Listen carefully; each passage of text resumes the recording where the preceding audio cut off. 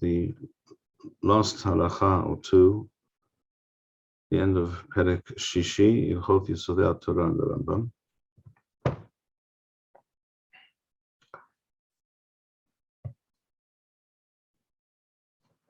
And seeing that we are discussing in this Perek the matter of destroying or erasing the names of Hashem. So this halacha states now as follows: Kol Hashemot ha'amuroth ba'Avraham. Wherever the name of Hashem appears in connection with Avraham Avinu in the Torah, Chodesh. Those Shemoth are considered Chodesh and therefore may not be erased.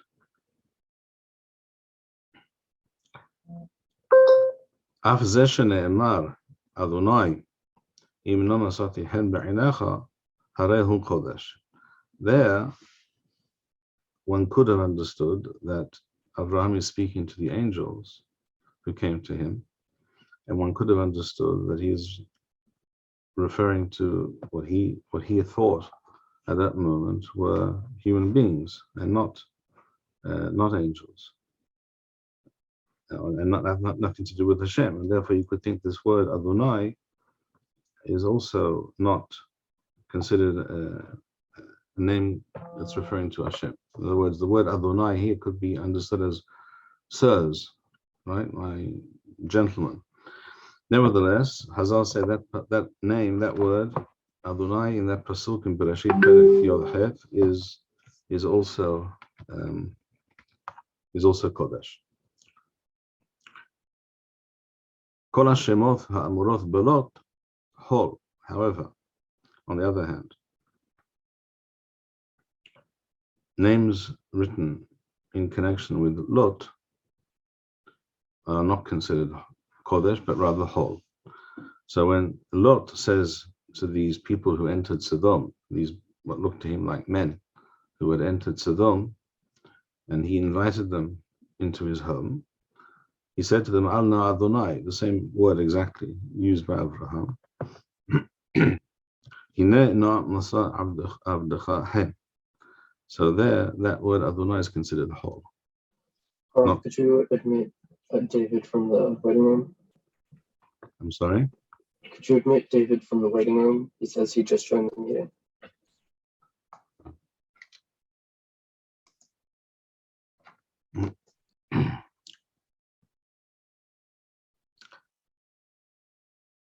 So the nafka mina, the halachic ramification of this is that there are places, not very many, a few places in the Tanakh, where a name which could be considered in some instances to be Hashem are not considered to be so, based on the context, based on the person saying that word. And therefore the halachic ramification of this is that such a name can be erased.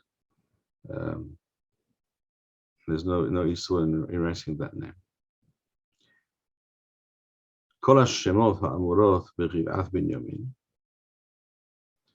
in the parasha of Giv'at Binyamin, the names of Hashem that appear there are Kodesh. Kol hashemot ha'amuroth b'micha Hol. Micha is, of course, in Sefer Shofatim, as is Giv'at Binyamin, the two well-known parshiot in Sefer Shofatim.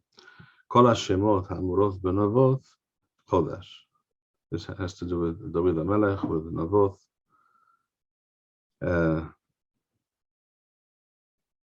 Because some of these names one could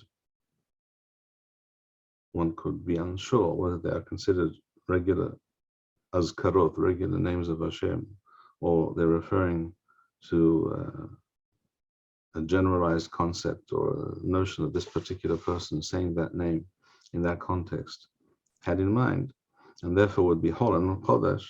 So therefore these statements were made by Hazal in the Talmud to tell us these are considered Kodesh, these are considered Hol. Kol Shalomo, this is the right at the end of the perek. Kol Shalomo, the word Shalomo, ha'amur b'shir hashirim chodesh, v'hareu k'shar hakinuyim. In other words, in Shir HaShirim, which is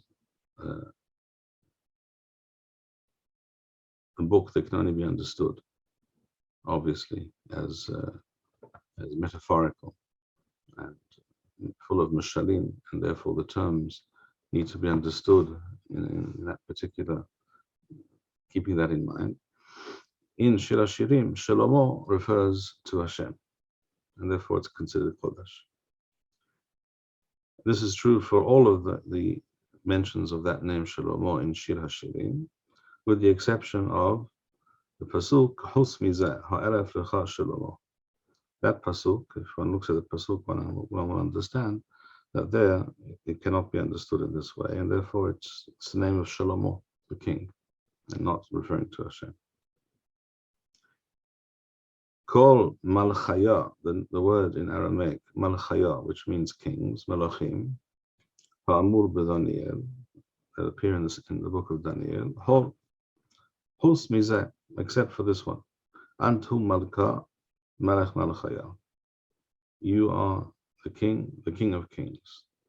V'harehu k'shar hakilim. This is a reference to Hashem. As you will recall, in Halacha Hey, that's how it is before me. Let me check what it is in the Machon Mamre version.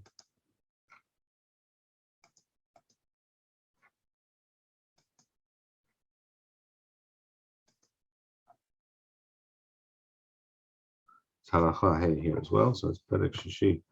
Halacha Hey. Here Rambam wrote, if you recall, Sha'ara Kinuyim Shemeshabahim Bahem HaKodesh Baruch Hu. All other terms used to refer to Hashem, not the explicit names of Hashem, such as Yesodei, Hey, as Rambam mentioned at the beginning of the perek. At the beginning of the perek, Rambam wrote, there are 7 names of Hashem which may not be erased.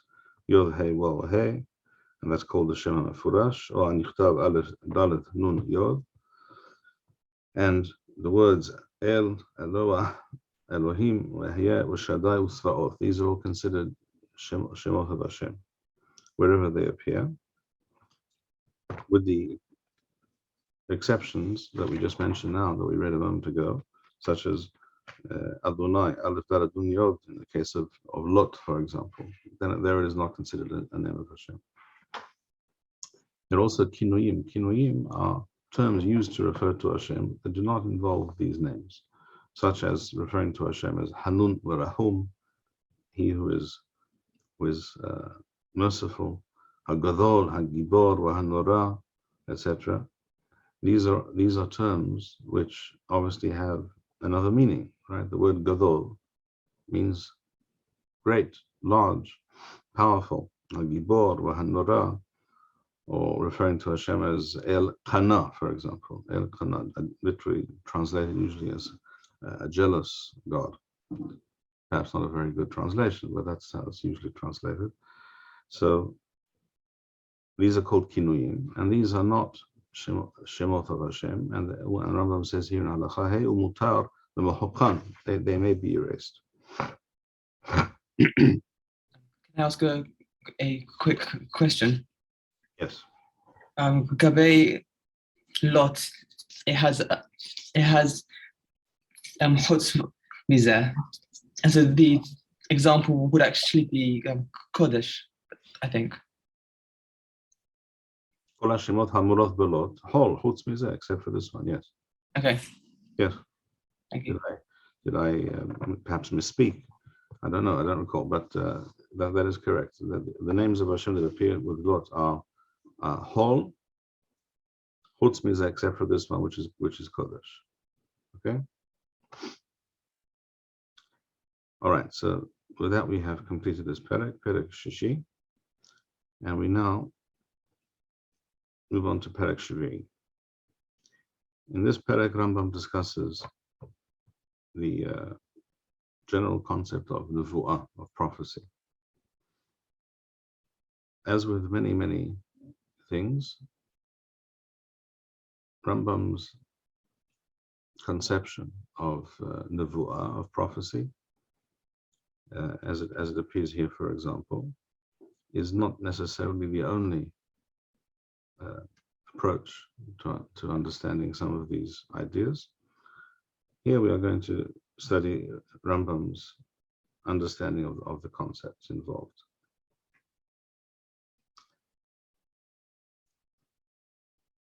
Rambam says, Yesodei hadath, one of the foundations of the Torah, ledat, is to know, sha'el minabeh eth b'nei ha'adam, that Hashem communicates with human beings. Minabeh literally means like the word nefuah, he grants prophecy or information or communicates with human beings. Without that understanding, of course, there is no Torah. If one does not believe in such a thing, then it follows there cannot be any Torah. There can be no communication, no instruction, nothing at all from Hashem directed at human beings. وَإِنْ هَنَّفُؤَا حَلَا إِلَى الْحَخَمْ گَذَولْ بِحُخْمَةٍ. And prophecy, this level of communication between Hashem and a human being, does not and cannot happen to every Tom, Dick, and Harry. So if a person makes such a claim about themselves, or others make a claim about him, one has to, first of all, see who this person is, about whom this claim is being made. Rambam says, the person has to be a great, very wise, knowledgeable individual. Because if this is not the case, then we should perhaps assume that this person is, simply put, slightly off his rocker. In other words, he imagines all kinds of things. People imagine things. They think that someone's speaking to them. We know that there are such conditions, schizophrenic and other psychotic conditions, where a person literally hears voices. Right? This is known. And some people imagine that they're hearing Hashem speaking to them, which in some ways is similar to nevuah, or one could mistake it for nevuah. So if a person is not a chacham gadol b'chokhmah, not particularly knowledgeable, that is to say, erudite, wise, stable,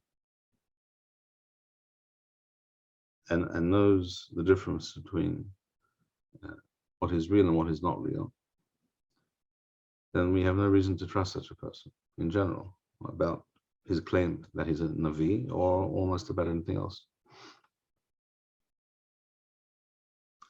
So, en hanuvah hala ela al hacham gadol b'chokhmah, gibor b'midotho, someone who is a gibor in the sense that he controls his passions, his urges.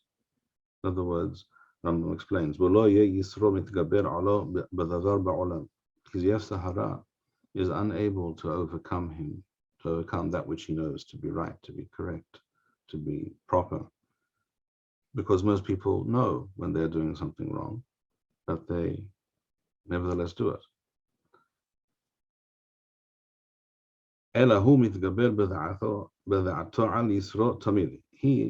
on the other hand, a person of this stature, of this nature, is always in control of his behavior, of his passions, his desires. Ba'al rehava nechona ad ma'od. This, we're talking about a person who is whole and complete in terms of his intellectual, moral sensibilities.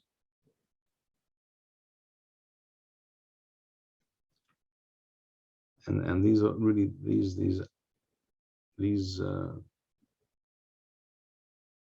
these faculties and these abilities are part of his nature. They have become his nature.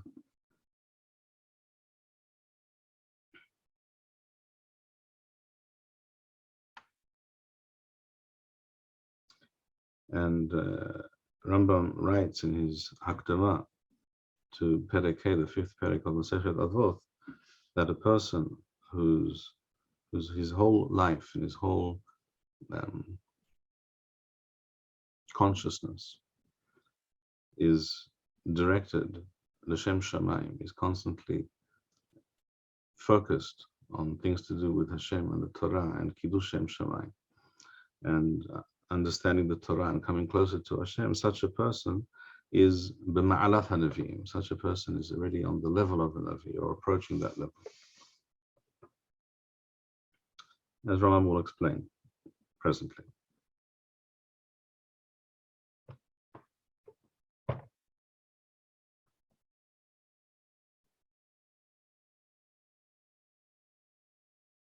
So if we see a person who is easily persuaded by irrational, illogical, far-fetched things which make no sense, then it is very unlikely that such a person is the type of person we're discussing. For example, the person in question here, is someone who knows how to discern and differentiate between various things, even though the differentiation is a fine thing. It involves, therefore, the ability to perceive precisely and not confuse things which are very similar, very close, perhaps.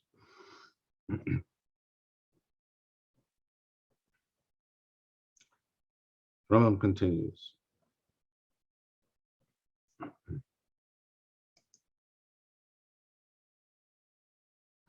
A person who is, as we have just described, in terms of his midot, in terms of his character and his perceptions. Sholem begufo, he also has to be physically whole. Why? Because, as Rambam writes in Moreh Nevuchim, Rambam discusses this in Moreh Nevuchim, in the second Hilch, Perek Lamed Vav. If a person is disabled, physically impaired in some way, this generally impacts the person's nefesh, the person's spiritual, intellectual faculties as well.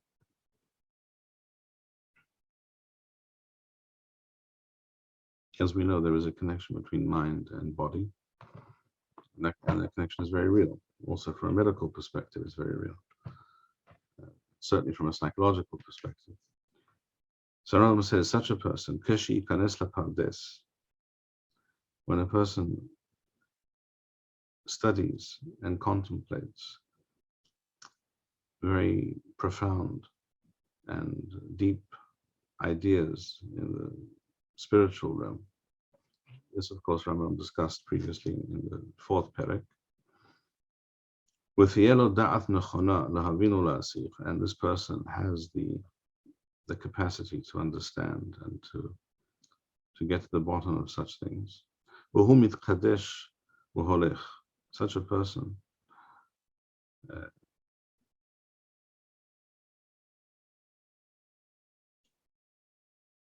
adopts a lifestyle which involves kedusha. Rambam explains what that refers to. Poresh midarche kelal ha'am ha'olechim mahashake az-zaman. This person chooses for himself a way of life, a path in life, which is very different from the path, from the mindset of the vast majority of people who are in a different place altogether, much more instinctive in the negative sense of that word, much more even animalistic, much more material.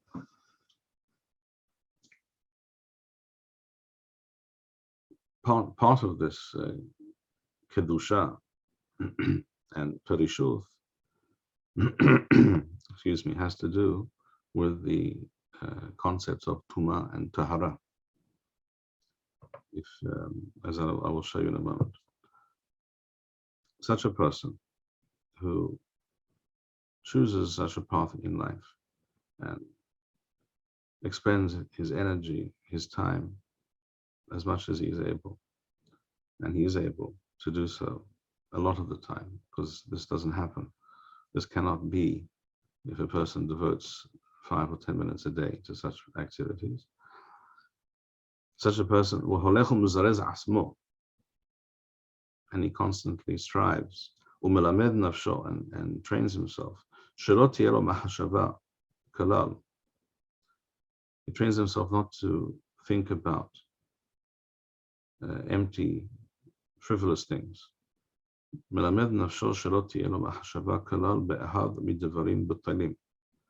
Not to take any note of empty, worldly things of no consequence. He does not care for many of the things that most people spend a great deal of time and effort thinking about and worrying about and being engaged in. The general day-to-day discussions and chatter and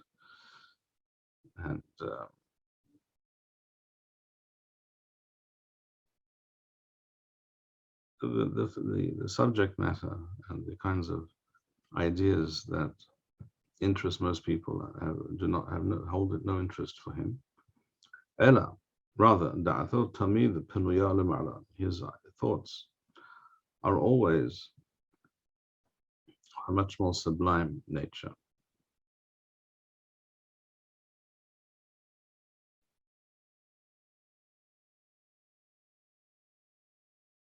In other words, his thoughts are always directed to connecting to Hashem, understanding the Torah, understanding Hashem's ways and Hashem's teachings, and the teachings of the Nevi'im, of the prophets, and contemplating the Bria, understanding the greatness of Hashem by seeing the greatness of the Creator.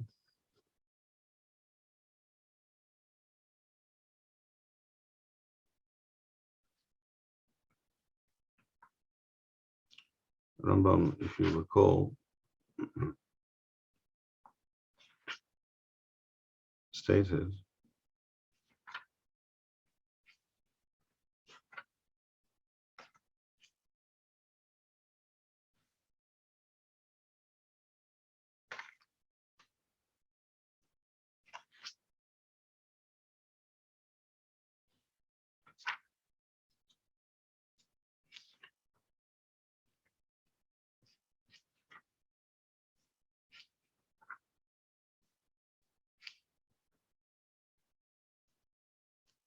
Rambam says at the end of Perek, towards the end of Perek Dalet, Yesodei Tora, Rambam said, "B'zman she'adam mitbonen b'dvarim elu, u'makir kol ha'beruim." When a person contemplates, investigates, and understands the workings of the created universe, the more a person does this, mosif ahava lamakom. This causes him to connect more to Hashem. Lamakom is a reference to Hashem, of course. With his man nafsho, v'yichmah b'saro le'ahov hamakom baruch hu, and his soul will yearn more and more for Hashem. So that is the kind of some of the things that Rambam is referring to here in Perek Shvi'i, that this person's da'ah and his mind, his thoughts, da'atot tamid panuya lema'ala, khashura tahata kiseh, always connected to thoughts, connected to Hashem. Lahavin b'otan hasurot hakedushot hateharot. Here Rambam, in this, with these terms, Rambam refers to malachim, angels, and other spiritual beings, as Rambam described earlier in Yesodei Tora. In Perek Gimel and Dalet, previous and before that, umistakel b'chochmato shel HaKodesh Baruch Hu kula, and internalizes the tremendous wisdom of Hashem. Misura rishona al tabur haaretz, from the highest levels of the created universe down to the lowest level here on earth, as described by Rambam, as you will recall, in the third Perek. Rambam spoke about the Galgalim. This, of course, is based on Aristotelian and Ptolemaic models of the universe, which we know today are not accurate at all. But the idea here, nevertheless, what Rambam writes here is nevertheless correct. It's just the have changed. But the idea that there is a creator, sheyesh manhir labira, there is a creator behind everything that we see. And everything that we see, everything that we perceive, certainly such a person as this, as being described here, perceives in the created universe both physical, material objects and also spiritual realities, right? As I recall, Rav Tzvi Yehuda Kook Zetzal, the son of Rav Kook, used to stress in his shiurim that Ruhaniyut is not just something which also exists. That is the true reality, the most real, the most concrete reality there is. Material things are those things that are ephemeral and passing and unstable. Things that are spiritual realities are much more real. So Ruhaniyut, the Siyutif Ma'od, is very, very real. So a person who understands this and sees the universe, the world around him, and is aware also of the spiritual forces at play in the Bariah, and thus appreciates Hashem's greatness. Miyad Ruach HaKodesh Shora Alo. Rambam says, such a person, having reached this level, immediately is granted Ruach HaKodesh. In other words, a special level, a higher level of perception, a higher dimension of understanding and of perception of the universe and connection to Hashem, that is that which exists for most people, even good, righteous people. Such a person, by being such a person, walking in such a way, following such a path in life, and if he is gifted and understands and his mental, intellectual faculties and his spiritual faculties are all finely tuned, then such a person immediately finds himself on a different plane. I said a moment ago that there is a connection between what we are discussing here and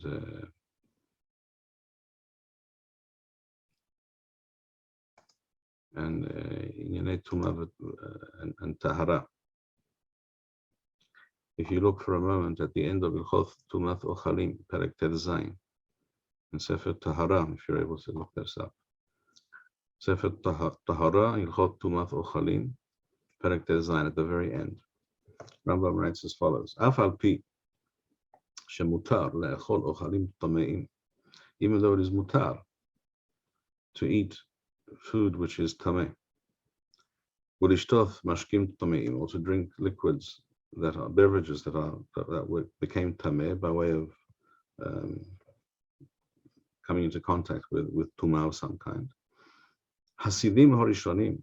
This is a term which we find in Chazal, which Rambam uses occasionally as well, referring to the early pious Chachamim, which really, as we will discuss perhaps further, is referring to the Nevi'im and their students, their followers.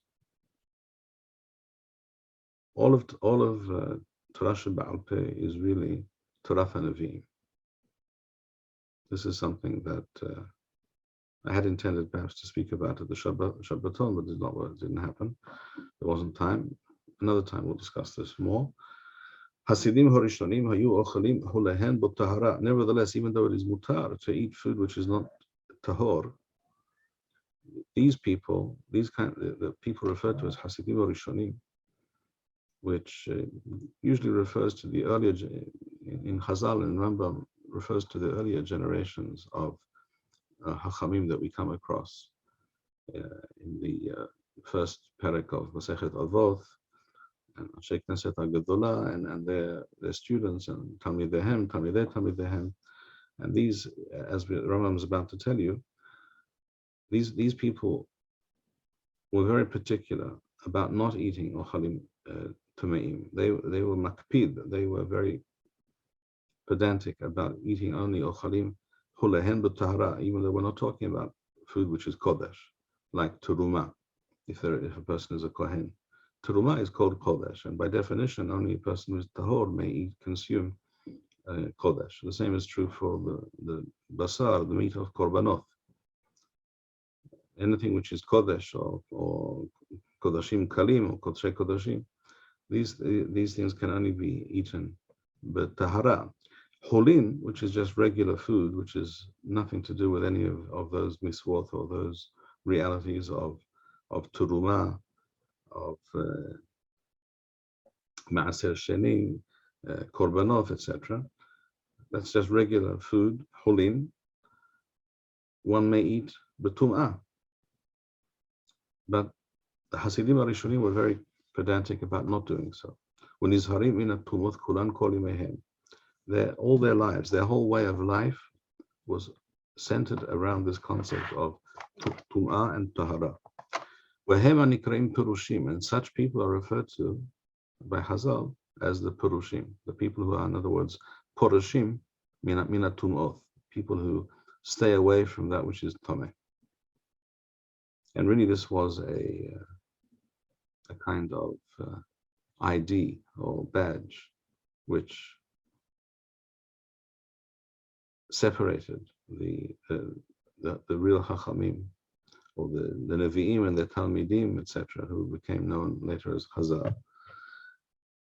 and the rest of the people. There were two classes of people. There were the regular people and the Amei Ares and Purushim. The Purushim lived their lives with this constant awareness of Tumah and Tahara. And Rambam says, this concept, this notion, this way of living has to do with Kedusha Yethera. It raises a person onto a higher level of Kedusha. And this leads to a person adopting a lifestyle which is separate from the masses. Why? Because by definition, the masses don't live this way. They're not required to. That's true. And therefore, a person cannot sit down and be invited to the home of an Am Haaretz and eat with him at his table, because the food that he's going to be served is not tahor. The person in question, the Am Haaretz in question, or the non-Parush in question, is not transgressing any avera at all. But they're not makpid, they're not particular about these things. And such a person, these Purushim, would not touch, they couldn't touch them, their clothing, their utensils, could not eat and drink with them. In other words, by definition, this sets you apart. And it's supposed to set you apart. Rambam says, this minhag of perishut, of staying away from anything to do with tum'ah, causes a person to, and thus a person therefore maintains a state of tahara in his daily life.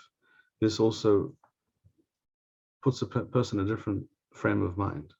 And thus the person also achieves a lifestyle where he is kept away from ma'asim hara'im, from negative actions and behaviors. With taraf haguf, and we're talking here about taraf haguf. We're not talking about tahara.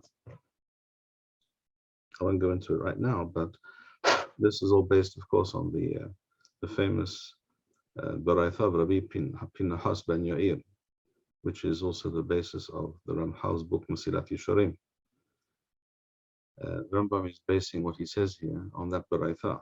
He's using the terms Purushim, Hasidut, Tahara. They all appear in that Baraitha. But Rambam understands these terms differently from the Ramchal. So in the Rambam's understanding, which I have no doubt is the correct understanding, in this case, Tahara refers to Tuma and Tahara. Tahara in the halachic sense, in the practical sense, not Tahara in a spiritual sense. In other words, the Ramchal speaks about Tahara, level of midoth, but not speaking about keeping away from things which are tameh in the halachic sense. The Rambam understands it very correctly, I believe, to be referring to precisely that. And the people who are known as Purushim, which is a general term used to refer to Chazal and those who follow Chazal, generally what we refer to as Tamidei Hachamim,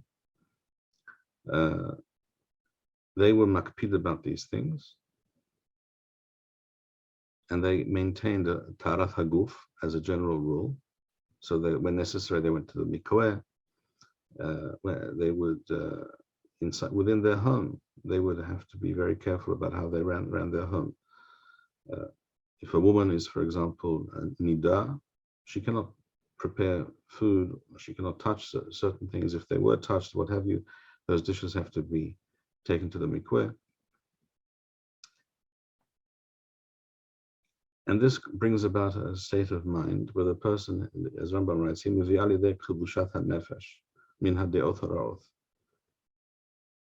this leads to a state of mind, a spiritual state, and psychological state of mind, which keeps a person far away from de'oth ra'oth. The word de'oth here does not mean opinions. It means midoth, behavior, and one's general perception and of life and character traits. Kedushat HaNefesh, and this level of reality of existence, Kedushat HaNefesh goremet lidavot b'shechina, and this leads a person to come closer to Hashem. Shene'emar v'hitkadishtem v'yitem kedoshim ki chodosh ani. So we mentioned this briefly. Now, in order to, I refer back to what we just read in Yesodei Tora Perek Zayin. You will note now again in the halacha that we just read, the Rambam referred to a person, shemitkadesh v'holech. Right? You see the same terms talking about kedushat hanefesh, v'kadishtem v'yitem kedoshim. When Rambam says mitkadesh v'holech uforesh, the word poresh here is not coincidental. It's the same concept of Purushim. It has to do, it's not only the meaning of Purush as in the halakha that we just read at the end of Midchot Tumat Ochalim. There it refers specifically and in a more limited sense to Purishut Minat Tum'ot, separating oneself from anything to do with Tum'ah. Here it has to do with that Mitkadesh v'holech uforesh midarkei klal ha'am. But we just said before, we read over here in Hilchot Tumat Ochalim, when a person is poresh in the halachic sense of Tumah and Tahara, by definition he is separating himself from the masses. He's living a different type of life altogether, and his mind and his nefesh will be focused on different things. So all these things are connected. And this is why the Purushim were called Purushim. And those who followed them, the Talmidei Chachamim, which were a minority of the people, but the true bearers of the Torah, shall we say, they were very makpid about Tumah and Tahara. And Seder Taharot in the Mishnah is the longest and the most difficult Seder in the entire Mishnah. Despite the fact that Rambam just told us a moment ago in Hilchot Tumat Ochalim that there is no chova, not min HaTorah and not midivrei soferim, to eat cholin b'tahara. Chazal didn't make it a halacha that you must eat cholin b'tahara. But this was the practice, this was the standard of the Nevi'im, B'nei Nevi'im, Talmideihem, or Talmideihem. As long as it was possible to do so. In Eretz Yisrael, for example, in Chutz La'aretz, it became increasingly impossible to do this because there was a gezerah on Tumat Eretz Ha'amim. Just the soil, the earth of Chutz La'aretz was decreed by Hazal to be tameh. You cannot eat, therefore, cholin b'tahara in Chutz La'aretz. The whole reality is a different reality. The difference, therefore, between such people in Eretz Yisrael and Talmidei Chachamim in Chutz La'aretz was very pronounced, was very clear.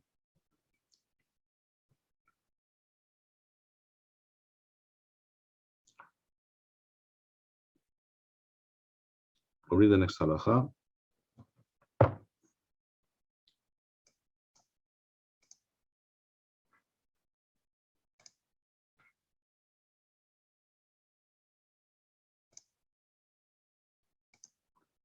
This is halakha gimel in the Rambam edition. When such a person, when the spirit rests upon him, literally, because such a person cannot be on the same spiritual plane constantly. There are ups and downs. There are periods when he will find himself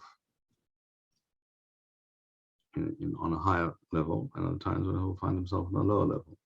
And there are ways to prepare oneself to induce such a state, as Rambam discusses later, as we see in the Tanakh. In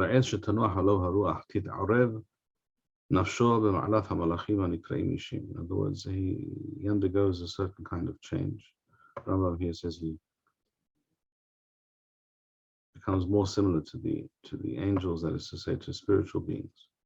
And becomes a different person. And this person is aware. He will be aware that he is not the same person that he was. Again, only a person as Rambam described before, is a Chacham Gadol B'Chokhmah. Not a person given to flights of fancy and mistaken imaginary realities, but a person who understands precisely what is going on. Such a person will recognize that he is now a different person. That he has risen above the level of other wise, knowledgeable Torah people. Obviously, he's on a different level from the masses, but even from other Chachamim, he's on a different level. As it says with regards to Shaul HaMelech, when Shaul is told by Shemuel that you go to a certain place and you will meet these Bnei Nevi'im, these people who are students and followers of the Nevi'im, and they were involved in preparing themselves to achieve such levels, to induce such a state of mind. And you shall also be affected by them when you meet them. Shemuel says to Shaul, you will become similar to them, and in the sense that your level of perception and understanding will be of a different order of magnitude. When and you will be a different person. We shall stop here for today. Rabotai. Ayu Beruchim. Shalom, shalom. Thank you, Rabbi Bar-Hayim. We would like to encourage our viewers to share these videos with friends and send in your responses. We would also like to suggest the following opportunity to our viewers.